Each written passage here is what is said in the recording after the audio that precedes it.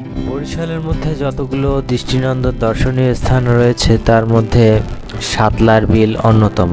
অর্থাৎ লাল শাপলার যে রাজ্য বলা হয় সেটা হচ্ছে এই শাপলার বিলে এই লাল শাপলাকে। এখানে লাল শাপলার রাজ্যে আপনি যদি একবার আসেন তাহলে আপনার মন ভালো হবেই। ঠিক সেরকমই আমরা একদিন সেখানে যাই। তো সেখানে যাওয়ার জন্য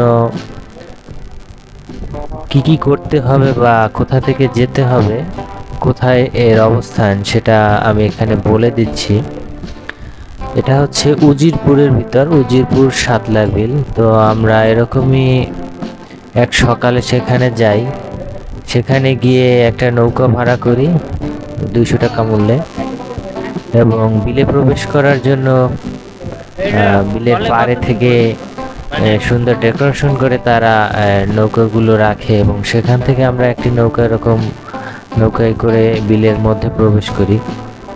বিলের মধ্যে প্রবেশ করার জন্য তারা একটা খালের মতো অংশ, অর্থাৎ সরু একটা অংশ তারা জলা করে, অথবা জলাধার থেকে কচুরিপানাগুলো কেটে পরিষ্কার করে নেয় যাতে বিলের মধ্যে এই নৌকাটা প্রবেশ করতে পারে।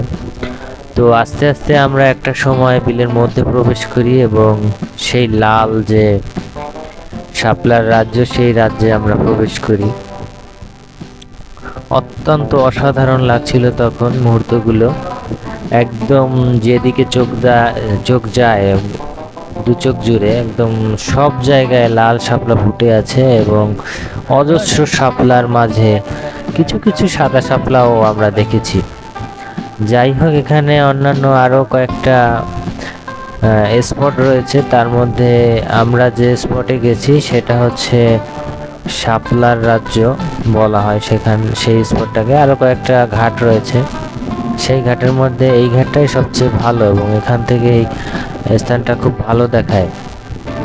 তো এরকমই আমাদের দিনটা অতিবাহিত হয়েছিল। খুব ভালোই লেগেছিল সেই দিনটা। আসলে সবসময় এরকম জায়গায় আসা হয় না, তাই এরকম জায়গায় আসলে মনটা অবশ্যই ভালো হয়ে যায়।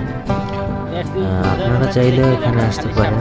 যারা যারা এখনও এখানে আসেননি তারা অবশ্যই এসে একবার এই জায়গাটি দেখে যাবেন। জায়গাটি অত্যন্ত সুন্দর, এবং প্রকৃতিপ্রেমী মানুষদের অবশ্যই জায়গাটি ভালো লাগবে, এবং এখানে এসে একটু হলেও প্রকৃতির স্বাদ নিতে পারবেন আপনারা, আমি আশা করি।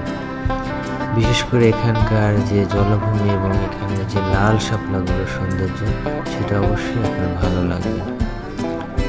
তো আজকের ভিডিও আমি এখানে শেষ করছি। যদি আমার ভিডিওটা আপনাদের একটু ভালো লেগে থাকে অবশ্যই আমাকে কমেন্টে